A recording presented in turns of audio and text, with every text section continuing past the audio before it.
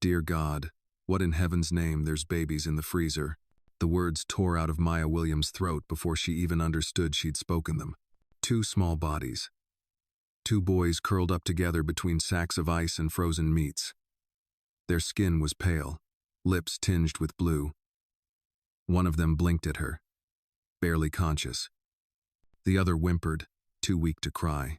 Maya dropped to her knees without thinking. Sweetheart, hey. Baby. It's okay. It's okay. I got you. Her arms trembled as she pulled the children from the industrial freezer, the frigid air biting at her skin through her thin gloves. One of the boys clung to her, his tiny fingers locking around the lapel of her uniform like a lifeline. The moment felt unreal, impossible, but Maya had seen this horror coming because only hours before, she'd watched Claire drag the boys down the service hallway, punishing them for spilling juice. Maya had tried to intervene. Claire had barked at her, cursed her, threatened to have her fired if she didn't mind her place. Now the truth lay shivering in her arms. It's okay, baby. I got you. I got you, she whispered, wrapping them in towels, rubbing their cold arms desperately. Eli tried to speak through cracking teeth. Swish said it was a see-how-cold game. Maya's throat closed. She who? Before he could answer, the sharp tap of heels echoed across the kitchen. Maya watched, breath held. Then Ethan gave his brother a soft push, and Eli walked to the swing, climbed on, and started rocking back and forth barely. Claire smiled over the rim of her mug. Maya stared, her gut twisted. Everything was a performance, even this moment. It was all for show. That's when she saw it. As Ethan walked toward the flower bed, Maya caught a glimpse of purple beneath his sleeve. A bruise, deep, faint yellow at the edges. Maya's stomach clenched. She hurt them. She put them in there. What? Maya stood, shaking with fury. That's a lie. I just found them. Heavy footsteps thundered down the hallway. Damian Whitmore burst into the kitchen, face pale with fear. What happened? Claire ran to him, clutching his suit jacket like a damsel in distress. It's Maya. I found her with the boys. She shoved them in the freezer and she was hurting them. Maya's jaw dropped. What? Sir? No? You filthy liar. Claire shrieked, pointing at Maya. She hates me, Damian. She wanted to make me look irresponsible before the party. She tried to sabotage everything. That's not... But Damian didn't let her finish. He charged at Maya so fast she didn't even have time to step back. You touched my children, he roared. You hurt my boys. No, sir, I swear. His hand came down before she could dodge. The slap cracked across her cheek so hard her vision blurred. She fell to one knee, hands shaking. Sir, please listen. But he wasn't listening. Rage blinded him. Fear for his sons twisted into something lethal. He grabbed her by the front of her uniform and hauled her upright. You disgusting, worthless snake, he shouted inches from her face. Who do you think you are, laying a hand on my boys? I didn't, she cried, tears burning down her bruised cheek. I found them like that, Claire. Another strike. This one split her lip. Don't you dare speak her name, Damian snarled. You're fired. You're done. Get out of my house before I have security drag you out like the trash you are. The twins whimpered from the corner, still wrapped in towels. Maya tried to reach a hand toward them. Please, sir, listen, please. Don't touch them. Damian shoved her so hard she fell backward, hitting the edge of the counter. Pain shot up her spine. Claire rushed to the boys, scooping them close with angelic tenderness while smirking over their heads at Maya, just for a second, just long enough for Maya to see the victory in her eyes. Maya swallowed a sob. Sir, please, I need this job. I haven't paid rent. I'm sending money home. Don't do this. I didn't do anything wrong. Damian didn't even look at her. I don't care if you starve, he growled. You hurt my children. You're done. No, please. Maya crawled toward him on shaking hands. Blood dripped from her lip onto the white floor. I swear to God, I saved them. I heard them, crying. They were freezing. Enough, Claire screamed. Get her out. Damian pointed to the door. Leave, now. Or I'll press charges. Maya staggered to her feet, clutching the counter for balance. She looked at the boys one last time, pale, shivering, too frightened to speak. Ethan reached out a trembling hand toward her, but Claire pulled him close. whispering something into his ear that made him go silent instantly. Maya's heart cracked in two. She turned and walked out of the kitchen, every step echoing like a sentence. Her vision swam. Her cheek throbbed. Her pride lay crushed in the marble dust of broken glass. But the worst pain of all was knowing she had to leave those innocent boys behind. At the doorway, she paused. Outside, the night wind rattled the bare trees. The sounds of the grand party drifted through the halls, laughter, music, clinking glasses like a mocking chorus. Maya wiped blood from her lip and whispered to herself, "This isn't over. I'll come back for them. I swear it on my life." Because deep in her bones, she already sensed what no one else could see. The Whitmore mansion wasn't just a house full of secrets. It was a trap, and Claire was its architect. If you felt Maya's pain too, give this video a like and comment where you're watching from. You might just find someone nearby watching with you.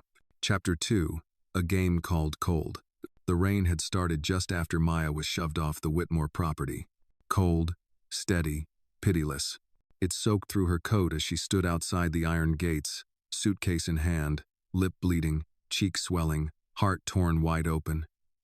She couldn't remember the last time she'd felt so small, so defeated. The mansion behind her glowed like a palace, music still drifting from the grand ballroom, laughter spilling from the windows like nothing had happened. Like two children hadn't nearly frozen to death under that roof. Maya turned and walked, the gravel crunching beneath her shoes, each step heavier than the last. She didn't have a car, couldn't afford one. No, please." Maya crawled toward him on shaking hands. Blood dripped from her lip onto the white floor. "I swear to God, I saved them. I heard them, crying. They were freezing." "Enough!" Claire screamed. "Get her out!" Damien pointed to the door. "Leave, now, or I'll press charges." Maya staggered to her feet, clutching the counter for balance. She looked at the boys one last time, pale, shivering, too frightened to speak. Back at her tiny studio apartment in East Hartford, she sat in the dark, clutching a warm rag to her bruised face, replaying it all again and again. Why didn't he believe me? Why would a man like Damien Whitmore, brilliant and powerful, take Claire's word over mine without question? She knew the answer. She was a maid. She was black. And Claire? Claire was beautiful, white, wealthy, well-connected, a master manipulator in pearls and silk. Maya clenched her jaw. No, this wasn't over. The next morning, her face aching, she pulled on a hoodie and caught the earliest bus back toward the neighborhood. She got off 4 blocks before the Whitmore estate, afraid of being spotted, and ducked behind hedges as she made her way around the back entrance. She didn't plan to go inside, not yet. She just needed to see them. Just for a moment, she waited behind the wrought iron fence that edged the garden. At 9:15 a.m., like clockwork, the kitchen curtains opened, a flash of golden curls. Claire. A few minutes later, the glass doors to the patio slid open, and the twins were ushered outside by a staff member. Maya didn't recognize a younger woman in a crisp uniform who seemed nervous, rushed. Ethan and Eli didn't run to the swing set. They didn't chase each other across the yard like most 5-year-olds.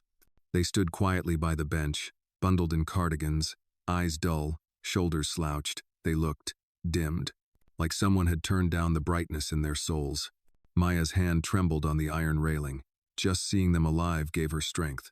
But then Claire stepped out behind them. She was wearing a navy sweater, cashmere most likely, and holding a cup of coffee. The picture of domestic grace. She sat on the garden bench and called out sweetly, "Go on, boys. Play. Show me how high you can go on the swing." Eli looked toward the swing set, then back at Claire. He didn't move. Maya watched, breath held. Then Ethan gave his brother a soft push, and Eli walked to the swing, climbed on, and started rocking back and forth barely. Claire smiled over the rim of her mug. Maya stared, her gut twisted. Everything was a performance, even this moment. It was all for show. That's when she saw it. As Ethan walked toward the flower bed, Maya caught a glimpse of purple beneath his sleeve. A bruise, deep, faint yellow at the edges. Maya's stomach clenched. Suddenly, Claire stood and walked toward Eli. She leaned close to the swing as it moved. Maya's view was partly blocked by a hedge, but she saw Claire's hand touch the chain. She whispered something. The next second, the swing wobbled hard. Ellie fell. Maya almost cried out. He hit the mulch-covered ground with a hard thud and began to cry. Claire rushed forward. "Oh, sweetheart," she cooed. "What happened? Did you slip again?" She pulled him up and dusted him off, hugging him too tightly. Maya saw Ethan standing still, eyes locked on his brother, but saying nothing. And Maya knew why. They were afraid. Afraid to speak. Afraid to fall. Afraid to breathe wrong. Because if they did, Claire would punish them. And no one would believe them. Back at home, Maya pulled out her old notebook. It had once been used for grocery lists and budgeting.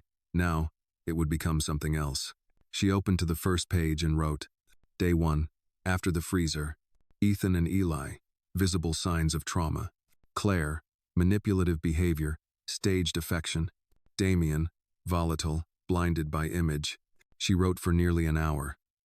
Every detail she could remember Claire's threats. The slap. The bruise on Ethan's wrist.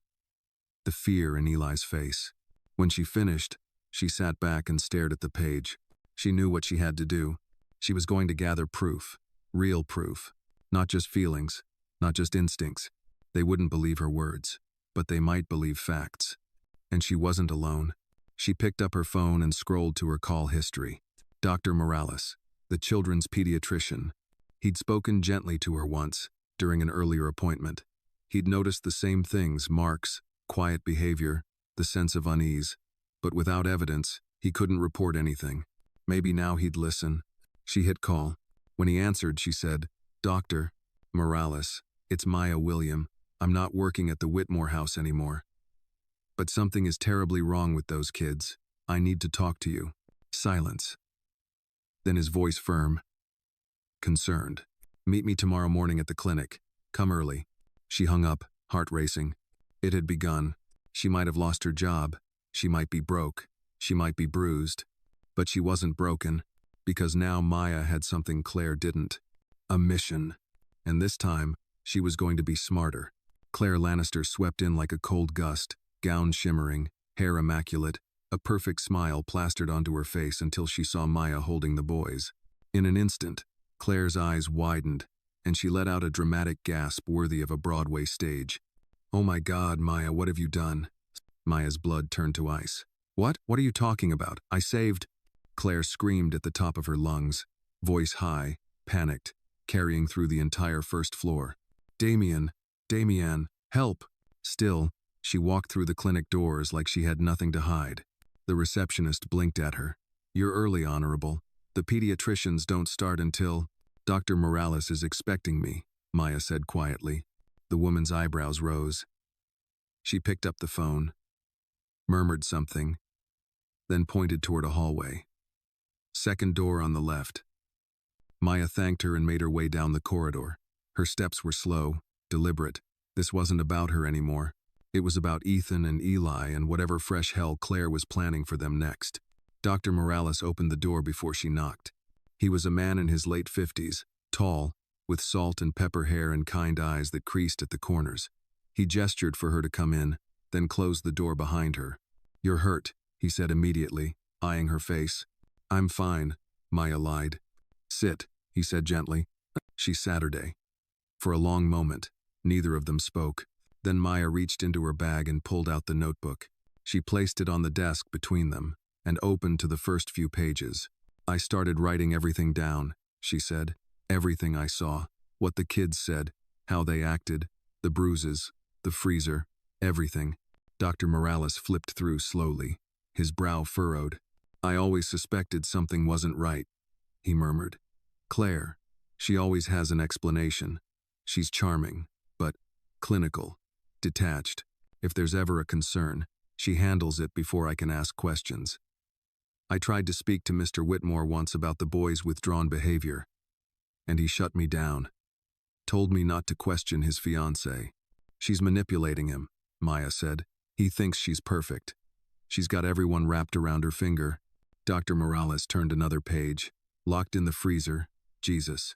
I found them, Maya said, her voice cracking. They were turning blue, and when I tried to help, Claire accused me, told Damien I did it. He hit me, fired me on the spot. The doctor's mouth tightened. I can report this, but unless I see the children again, there's no legal weight behind it. I need your help to get back in, Maya said. Even just to observe. I need to see more. Get photos? Evidence.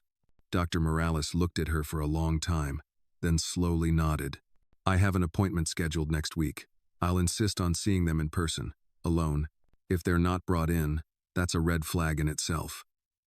Meanwhile, keep writing. Keep watching. From a distance if you must. And Maya, be careful. Women like Claire don't just lie. They erase people. That evening, Maya took the long route home.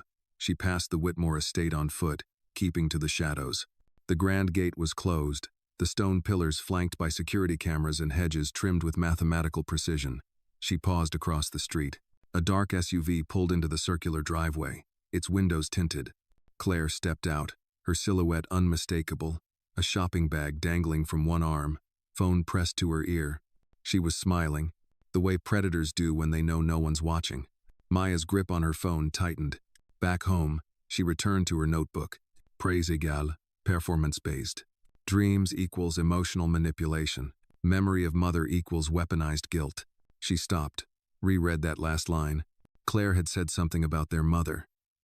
Something that made Ethan and Eli freeze, even more than the actual freezer had. That was when it clicked.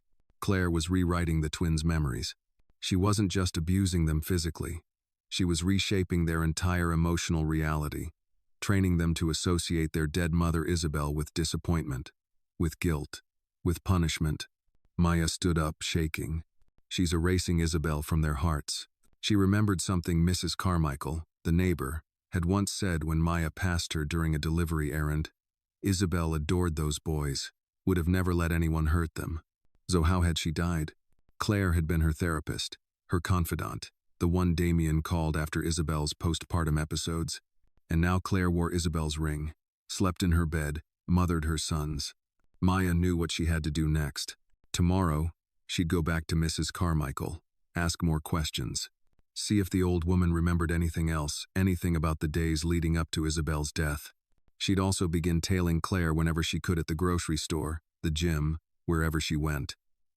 There had to be something hidden behind the mask. There always was. But most of all, she had to find a way back into that house.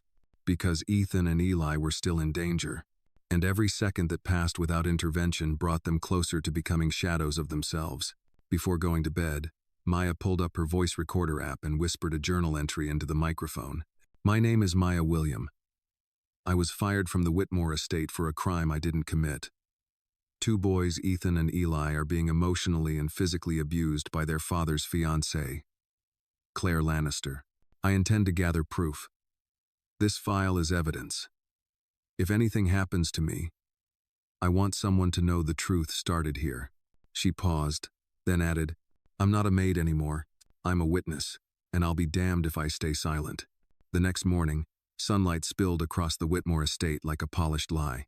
The mansion glowed gold in the early light, warm and inviting, masking everything rotten inside. Maya stood across the street, tucked behind a maple tree, hood pulled up as she sipped burnt gas station coffee. Her cheek still ached with every swallow. Each time she blinked, she felt the sting of Damien's slap echo through her bones. But she wasn't leaving. Not today. At exactly 7:32 a.m., the kitchen curtains shifted. Someone moved inside. Maya held her breath.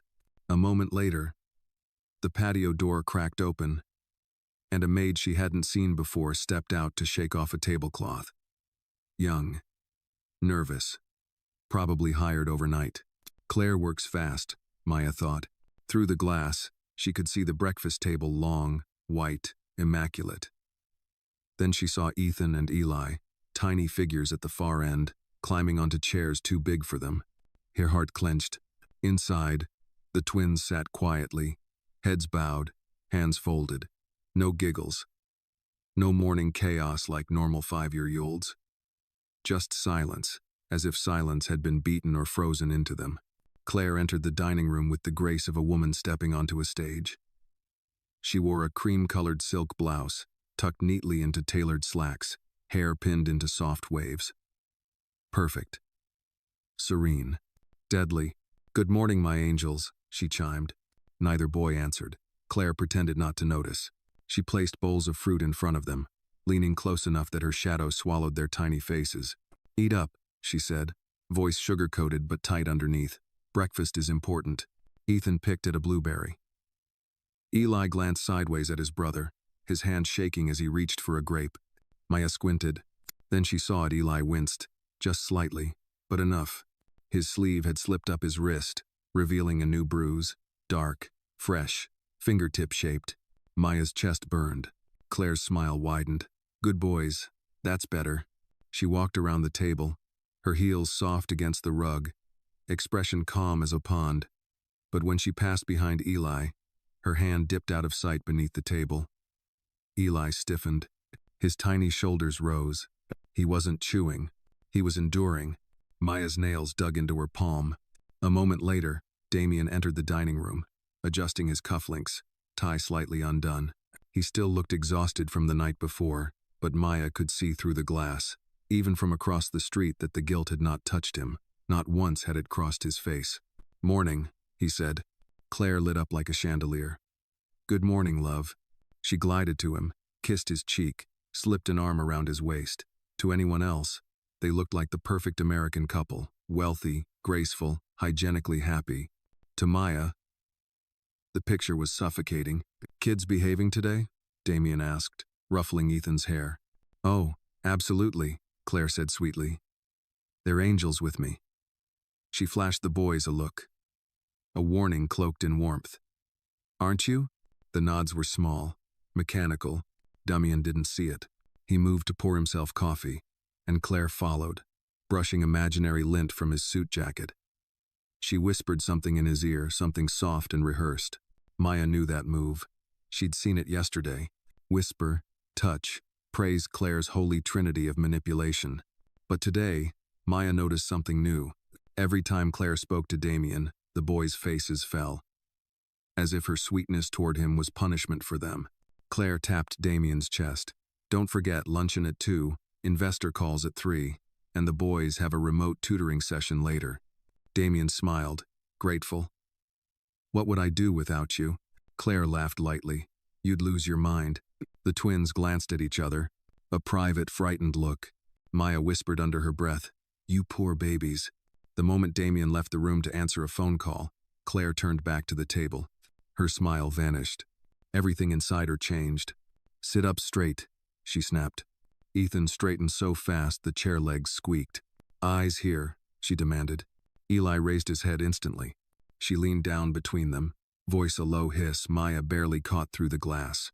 "If either of you embarrasses me in front of your father today, we will play the 1-minute cold game tonight. Do you understand?" Both boys nodded, terrified. "Good," Claire said, brightening again as she placed a toast triangle on each plate. "Now eat." She didn't hear the gasp that escaped Maya's lips in the shadow of the maple tree. The cold game. She was still using it, still threatening them. Maya's throat locked. Her breath trembled. Threat of cold game equals ongoing method of control. Claire's behavior splits. Sweetness for Damien, punishment for children. Conclusion. Abuse is escalating. She looked at the mansion again. Claire had moved to make herself tea. Ethan tried to reach his orange slices, but his sleeve brushed his juice glass, knocking it sideways. It spilled across the tablecloth. He froze. Eli froze. The world froze. Claire turned slowly. Her smile was thin, sharp. "Well," she said softly, "look what you've done." Ethan's eyes filled with tears. I'm sorry." "Sorry?" Claire knelt beside him, using a napkin to blot the spill. "Sorry doesn't fix mistakes." Eli swallowed hard. "Please don't be mad." Claire's eyes flickered dark, victorious. "Oh, darling," she whispered. "I'm not mad." She stood gracefully. "But we'll talk about it later, won't we?" Ethan shook violently. "No, please." Claire leaned down, brushing his hair with 2 fingers. "Be a good boy today. And maybe I'll forget." Maya's vision blurred with rage. She couldn't do this anymore. She couldn't stand outside the glass, watching evil unfold with no power to stop it. She stepped forward, ready to cross the street, ready to bang on the door, scream the truth. drag those boys out if she had to. But a black SUV rounded the corner, forcing her to duck behind the tree again. It was a delivery truck for the estate. If she got caught near the property, Claire would twist it. Again, Maya closed her eyes, inhaling sharp, cold air. Not yet. She needed proof. Real proof. Photos. Videos. Witnesses. One wrong move and Claire would bury her alive. Or worse, use her as a scapegoat again. Still, she whispered to herself, "Hold on, boys.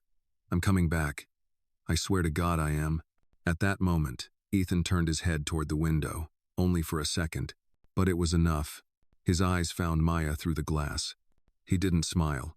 He didn't wave. He simply looked at her pleading, silent, begging, "Save us." Maya pressed a hand to her chest. She whispered, "I promise." And for the first time since being thrown out, she knew this wasn't just about justice. This was war. The next morning, Maya stood in front of the bathroom mirror, breathing slowly as she dabbed concealer over her fading bruise. It was still tender. Damien's hand had left more than just skin damage, but it no longer screamed victim. It whispered survivor. She tucked her curls into a low ponytail and pulled on a simple tan delivery uniform she'd borrowed from a friend who worked part-time for a floral service. The badge was fake. The clipboard wasn't. She double-checked the carefully folded bouquet of roses and lilies in her bag, real, fragrant, believable. Then she slid a tiny black recording device into the ribbon of the bouquet, its blinking red light no bigger than a freckle. If this worked, she'd get audio. If she was lucky, very lucky, she might get a door unlocked. Maya walked the 1.5 miles to the Whitmore estate under the morning sun, clutching the bouquet like a lifeline. Every footstep toward the gate made her heartbeat louder. She reached the speaker at the main gate and pressed the call button. A few seconds passed. Then, "Yes?" The voice was female, young, the new maid. "Hi there. Flower delivery for Claire Lannister. From a Wedgwood Floral. It's urgent." Pausa. 1 moment. Maya waited, stomach tightening. A click sounded. The gate began to open. Just like that. She stepped in, moving slowly, calmly, the way someone paid to smile would. The new maid opened the front door, wiping her hands on an apron. "Miss Claire's out. You can leave them in the foyer." "Sure thing," Maya said, masking her voice a few shades higher, less familiar. Inside, the house was exactly as Maya remembered, too quiet, too spotless, too staged. Music played faintly from the parlor. She followed the hallway toward the back staircase, the one the staff used. The carpet muffled her steps. Every framed photo on the wall reminded her this place was a mausoleum of appearances. She crept upward. 2nd floor. Guest rooms. Offices. Damien's study. Then the twins' room. She reached the door and pressed her ear to the wood. Nothing. She opened it slowly. Empty. 2 small beds. Perfectly made. Toys lined up with military precision. With her free hand, she reached under the lip of the table and pressed the recorder into a crevice behind the wood panel. Stuck. Recording. Maya backed away, clipboard in hand. "Would you like me to sign anything?" the maid asked, wiping sweat from her brow. Maya shook her head. "All good. Just needed to drop and go. Thanks, though."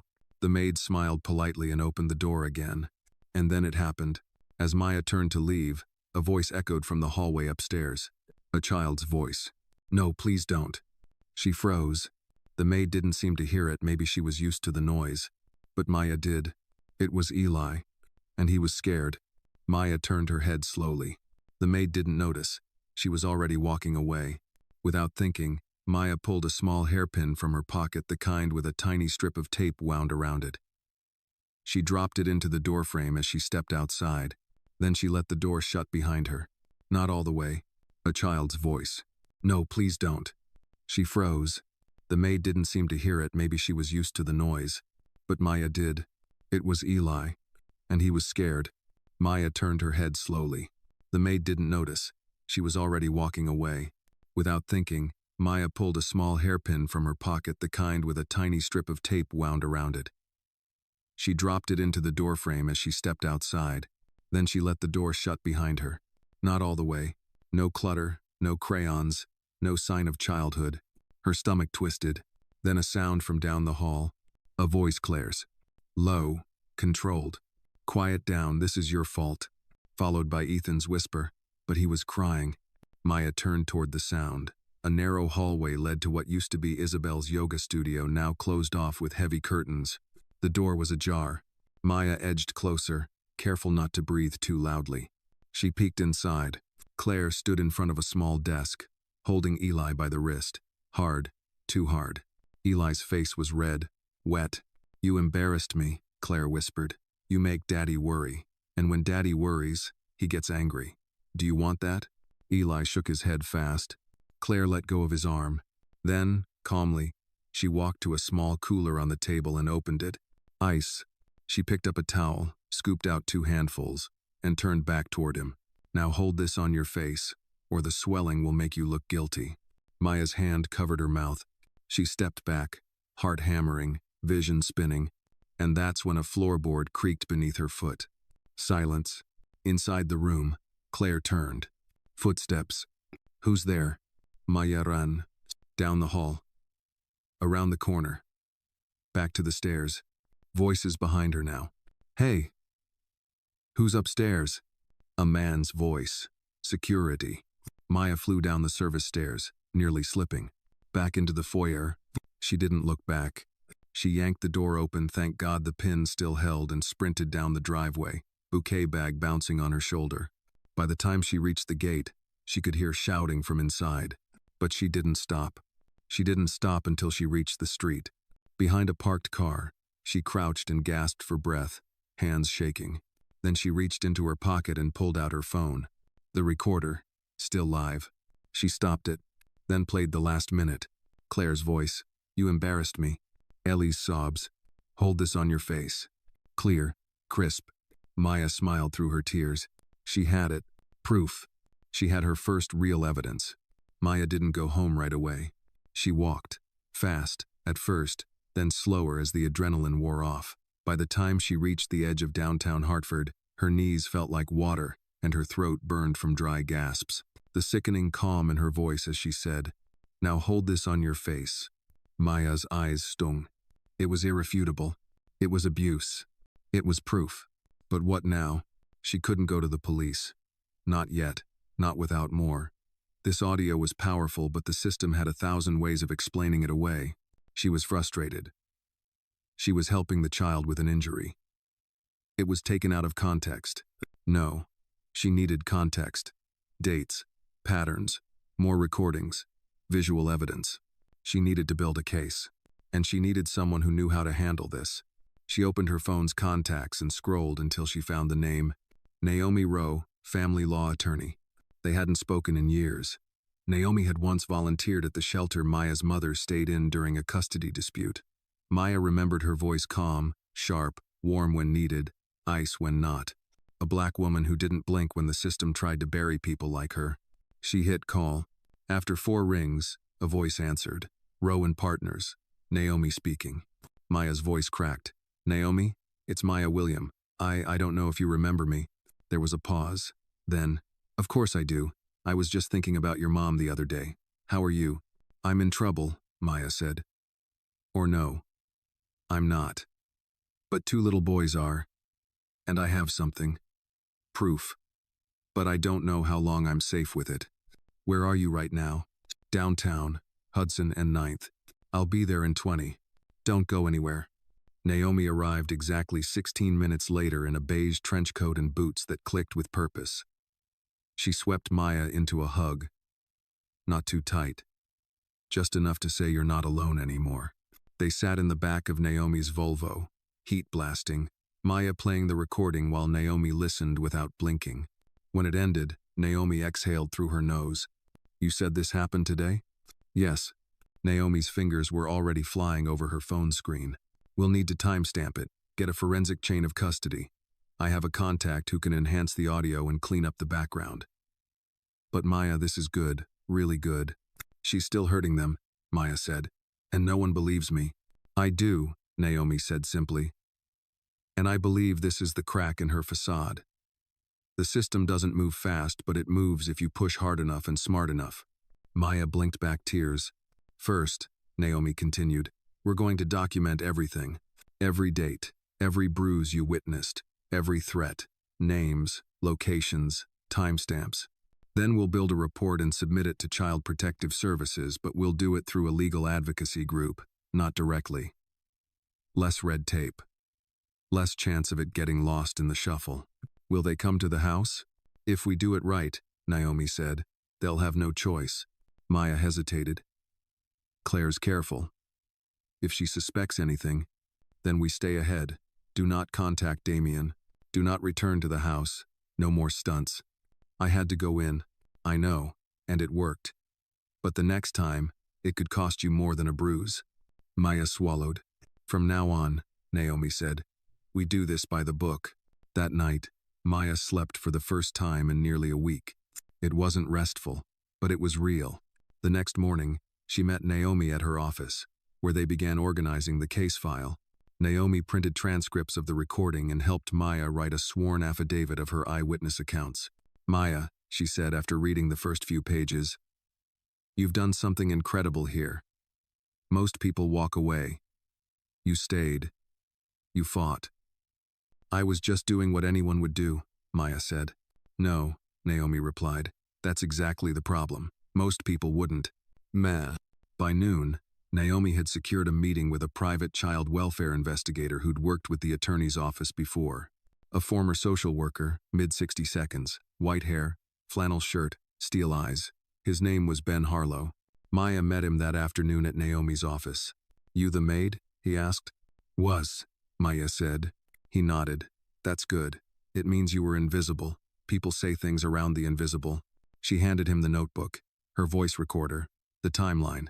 He read without comment. At the end, he said, I'll go to the school tomorrow. Talk to the teachers. Whisper around. See what turns up. You think they'll talk? Maya asked. They're mandatory reporters, Ben said. And if what you've got here matches what they've seen, we'll have more than just smoke. We'll have a fire. Before he left, Maya asked one final question. What happens to the boys if this works? Ben turned at the door. If it works, they'll be removed from that house. Safely, quietly, placed with someone stable, ideally family. And if it doesn't work, Ben paused. Then the abuse continues. But now they know someone tried. And sometimes, that's the spark that keeps kids alive long enough to make it out. He tipped his hat and left. Maya sat alone in Naomi's office for a long while, staring out the window. In the distance, the clouds were beginning to darken, but somewhere beneath them, a storm was shifting. One that didn't bring rain, one that brought justice. The next day, the halls of Westbridge Academy buzzed with the innocent chaos of mid-autumn children in navy and khaki uniforms trailed red and yellow leaves into the lobby, their laughter echoing off the marble floors. Teachers waved parents goodbye, and the air held that particular scent of crayon, pencil shavings, and cafeteria pancakes. Ben Harlow stepped inside quietly. He looked out of place, not in a threatening way, but like a grandfather who'd wandered in from a colder decade. His battered leather notebook was tucked under one arm, and he moved with the slow confidence of someone who had nothing to prove. He approached the front desk. The receptionist, a young woman with strawberry blonde hair, smiled professionally. Good morning, sir. How can I help you? Morning, Ben said, removing his cap. Name's Ben Harlow. I'm with a family advocacy group off the books for now. Just following up on a routine wellness concern for two students, Ethan and Eli Whitmore. Her smile faltered. He caught it. Is Principal Mendez available? He asked gently. 5 minutes later, he was ushered into a wood-paneled office that smelled faintly of coffee and stress. Principal Mendez, a sharp-eyed Latina in her 40s, extended her hand. You're not the first person who's come asking about those boys, she said. No? Ben raised an eyebrow as he Saturday. She folded her hands. I've had my suspicions for months. But there's never been enough to trigger formal intervention.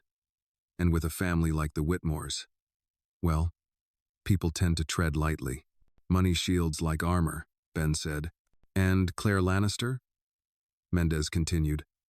That woman terrifies me. She smiles too much, praises too quickly. When she speaks, you feel like you're being cataloged. Ben opened his notebook. Tell me what you've noticed. Mendez hesitated, then leaned forward. Eli has stopped drawing altogether. Used to love art now. He barely touches crayons. Ethan flinches when I walk too close. They don't speak in full sentences unless prompted, and they call Claire mother, even though everyone knows she's not. Any physical signs? No blatant bruises, but once, last spring, Ethan had a finger splint. Claire claimed he slammed it in a piano bench. He never confirmed or denied. Ben jotted that down. What about other teachers? Their classroom teacher, Miss Lively, tried to raise concern. Claire accused her of emotional tampering and threatened a lawsuit. She's kept quiet since. I'd like to speak with Miss Lively, Ben said. 10 minutes later, the young woman arrived nervous, fidgeting with her lanyard, but visibly relieved someone was finally asking. I knew something was wrong from the beginning, Miss Lively said. They don't act like 5-year-olds. They act like hostages. He looked out of place, not in a threatening way, but like a grandfather who'd wandered in from a colder decade. His battered leather notebook was tucked under one arm, and he moved with the slow confidence of someone who had nothing to prove. He approached the front desk. The receptionist, a young woman with strawberry blonde hair, smiled professionally. Good morning, sir. How can I help you? Morning, Ben said, removing his cap. Name's Ben Harlow. They asked permission to smile. Ben nodded. Do you keep any student work? Notes, drawings, journals? Yes. She reached into her bag and pulled out 2 small portfolios. I keep everything. I was scared to throw them out. I didn't know why. Just, something told me I might need them one day. He opened the first one, Ethan's. Every drawing was done in black crayon. No color. Shapes that resembled boxes. Closed rooms. A tiny figure curled up in a corner. Eli's was more chaotic. Scribbles. That night, Maya sat on the couch in Naomi's office, listening as Ben laid out his findings. He placed the boy's drawings in front of her, like evidence from a crime scene. Her hands trembled as she picked up the paper. Oh God, she whispered. She's freezing them in their own minds. Emotional abuse is like that, Ben said. Leaves fewer bruises, but longer scars. What happens now? Maya asked. We report to CPS, Naomi answered. With a full report. Audio, eyewitness statement, academic documentation, art therapy samples. Will they act fast enough? Ben exhaled. That depends on the caseworker. Some are heroes. Some are burned out. But this, he tapped the files. This makes it harder to ignore. Maya looked between them. I need to be there when they go in. Naomi shook her head. Too dangerous. You're not protected legally anymore. I have to be there, Maya said. If those boys don't see me, if they think I left them for good. Ben looked at her. There's one way. 2 days later, CPS scheduled an unannounced welfare visit to the Whitmore home. Maya sat 3 blocks away in the passenger seat of Naomi's car, heart pounding. Inside the car, Ben reviewed the plan. The agent's name is Dana Walsh. She knows everything. She'll ask to speak with the twins alone. Claire will resist. She always does. But the moment she slips, Dana's trained to pick up on it. And if she doesn't slip? Maya asked. Then I step in, Naomi said. We have backup on standby. Media contacts. If the visit's blocked, this goes public. Ben leaned back. But let's hope it doesn't come to that. At precisely 11:03 a.m., a dark sedan pulled up to the estate gate. The CPS agent stepped out, flashed her badge to the security camera, and waited. The gate opened. Maya couldn't see inside, but she could feel the tension in her bones. Minutes passed. 5. Then 10. Why isn't she out? Maya whispered. Suddenly, Naomi's phone buzzed. She answered. Naomi Rowe. Pause. Her eyes widened. Then she nodded slowly. Understood. We'll meet you there. She hung up and turned to Maya. They let her in, Naomi said. But Claire tried to stall. Dana pushed. She's interviewing the boys now. Maya clutched the seatbelt like a rope. Naomi reached over, placed a hand on hers. This is the beginning, Maya. Maya stared out the windshield toward the estate gates. No, she said softly. This is the reckoning. Inside the Whitmore estate, Claire paced the sun-drenched foyer like a queen on a battlefield. Her smile was crisp, her blouse starched to perfection, but her fingers twitched at her side. The woman from Child Protective Services, Dana Walsh, wasn't playing by the usual rules. She wasn't intimidated by the name. She wasn't softened by the charm. And worst of all, she'd asked to speak to the boys alone. That had never happened before. Ethan and Eli sat side by side on the plush white living room sofa, legs dangling, hands clenched in their laps. Dana knelt in front of them at eye level, her badge tucked away, voice soft but steady. "Hey fellas, I'm Dana. I'm just here to talk. You're not in trouble, I promise." Claire stood just behind the doorway, watching. Dana turned her head. "Actually, ma'am, I'll need privacy for this part." Claire's smile tightened. "They're only 5. You can't possibly expect." "I can, and I do." Dana straightened slowly. "Unless you'd prefer we return with a police escort." Claire's face dropped half an inch before snapping back to polite indifference. "Of course," she said, brushing invisible lint off her cuff. "I'll give you 10 minutes." She turned on her heel and disappeared. The moment the door clicked shut, Dana turned back to the boys. And everything about her changed. No more social worker script. No rehearsed empathy. Just honesty.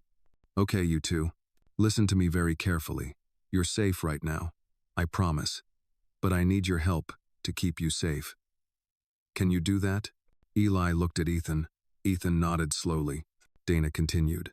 "I've seen some drawings. I've heard some things. From someone who cares about you very much." Ethan's head perked up.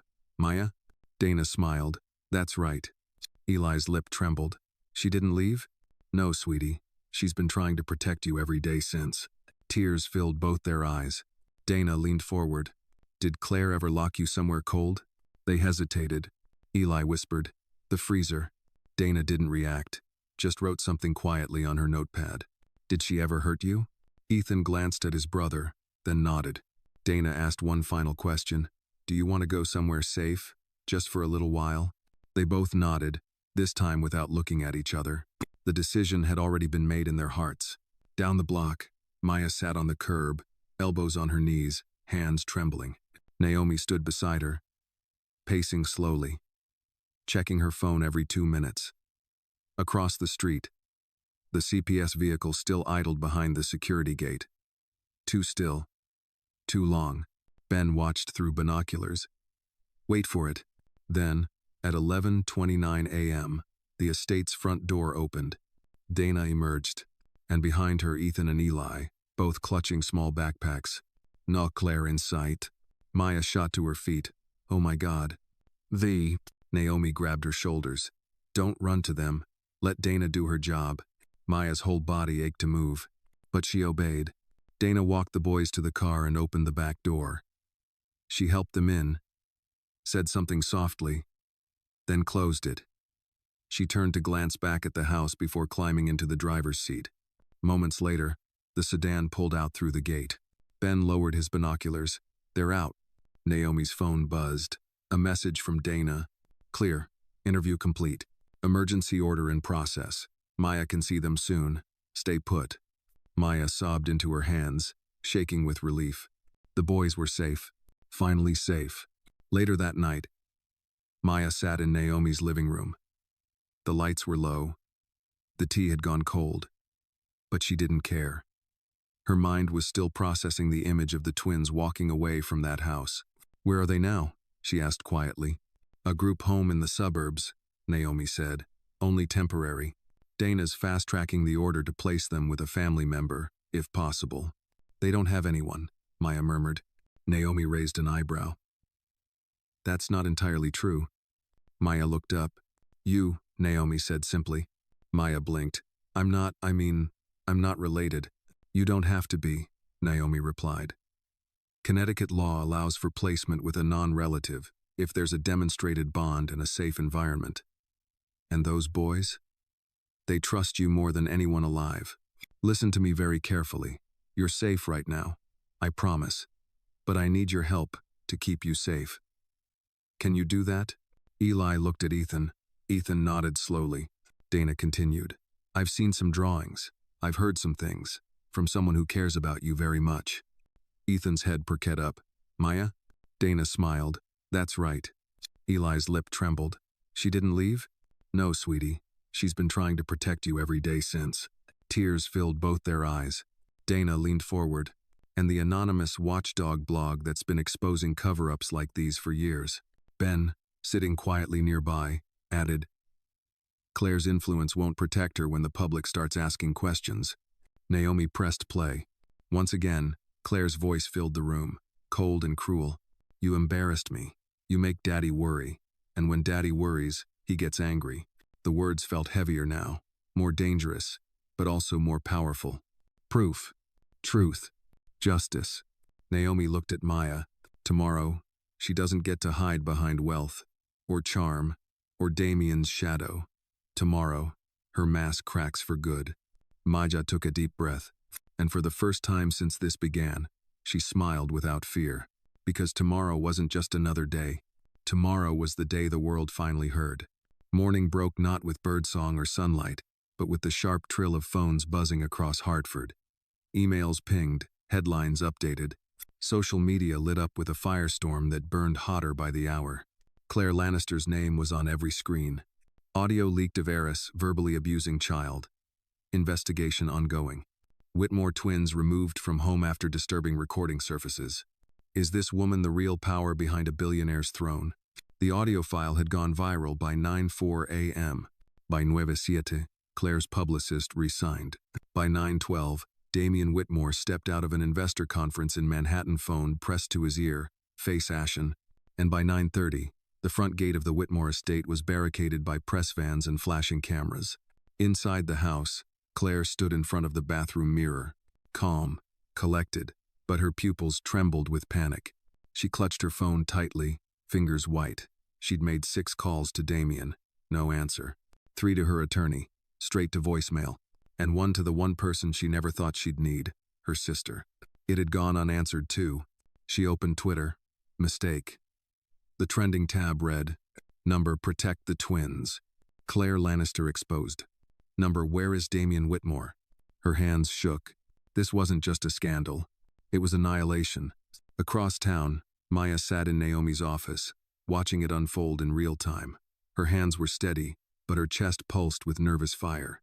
There was no turning back now. Naomi scrolled through a flood of media requests. They all want an interview, she said, almost impressed. I'm not interested in fame, Maya said, just safety. Ben was nearby, arms crossed. Fame might be what keeps Claire from crawling back. Keep the light on her. Like roaches, she hates exposure. Naomi looked at Maya. You're trending, you know. Maya raised an eyebrow.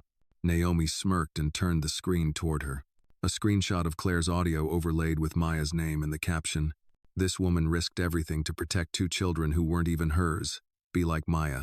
Maya blinked. The photo was from her old staff ID.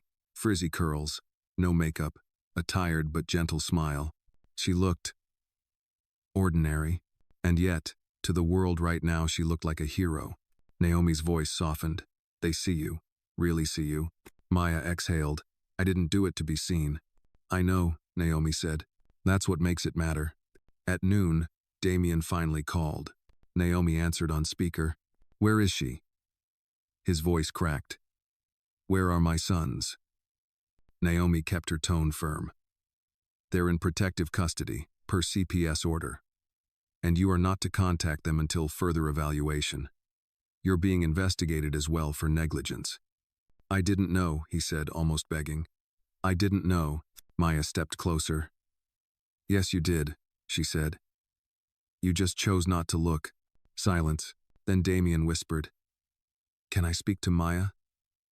Alone? Naomi gave her a look your call. Maya nodded. Naomi handed her the phone and stepped out. Damien's voice was raw. Maya, I saw the footage, the drawings. God, I was so blind. Maya didn't soften. You were worse than blind. You were comfortable. She told me it was you, that you hurt them. And you believed her? Maya said flatly. Because it was easier to believe the maid could be cruel than your fiancé. Because I'm black. Because I'm poor. Because I was just staff. He was silent. Then he said, I want to make this right, whatever it takes. Maya clenched her jaw. Then start by stepping down from your ivory tower and testifying against her. Publicly. Admit what you ignored. I will, he said. I promise. But Maya had heard promises before. That afternoon, Claire emerged from the shadows. With cameras flashing, she stepped outside the Whitmore mansion wearing a designer trench coat and oversized sunglasses. She didn't speak as reporters screamed her name. She didn't answer questions. She walked straight to a waiting black car and got in. But the image made headlines. The Ice Queen under fire. Later that evening, her lawyer released a statement. Miss Lannister denies all allegations. The audio was manipulated. The children are traumatized and being coached. We will pursue legal recourse for defamation. Naomi snorted as she read it. Classic smear and deflect.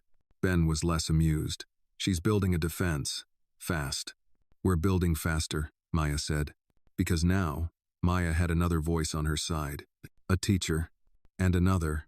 And a former housekeeper who left quietly 6 months before Claire moved in, who claimed she saw her crushing Isabel's pills and disposing of bottles. And then came the neighbor, Mrs. Langston, from 2 doors down, elderly, always watching. She called Naomi's office that night. I seen that woman dragging one of those boys out of the garage freezer, she said. I thought maybe I was losing it, but now I know I wasn't. Naomi documented the call. Every witness. Every drawing. Every bruise. The case was no longer just a whisper in the dark. It was thunder. That night, Maya visited the boys. It was brief supervised, but when she stepped into the small playroom and they saw her, both of them ran. Maya, they cried in unison, throwing their little arms around her waist. Ailey clung tighter. You came back. Always, she whispered, holding them both, tears in her eyes. Ethan looked up. Is the bad lady gone? Not yet, Maya said, but she will be, and she won't ever hurt you again. They sat on the carpet and played checkers. They talked about cartoons. They told her the meals were boring but the beds were soft. And when the visit was over, neither boy cried. Because they knew this time, goodbye didn't mean forever. It meant, see you soon. Outside, Naomi waited in the car.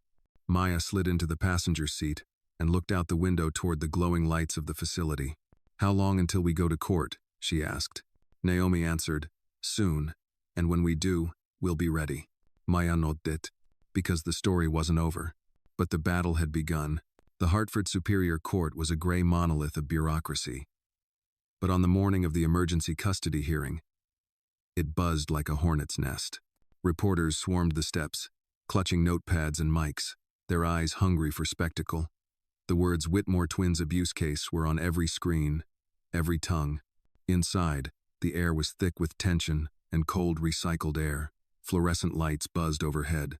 Maya sat beside Naomi in the waiting area outside courtroom 2B, her hands folded tightly in her lap. She wore a modest navy dress, her hair pulled back neatly, but her eyes held the fire of a mother bear. Deep breaths, Naomi whispered, placing a calming hand over hers. Remember, the judge isn't here to rule on guilt. Today's about custody and protective orders. But this is our first step toward justice. Maya nodded, but her stomach churned. Across the hallway, Claire Lannister sat flanked by her legal team. 3 attorneys in tailored suits, who looked like they'd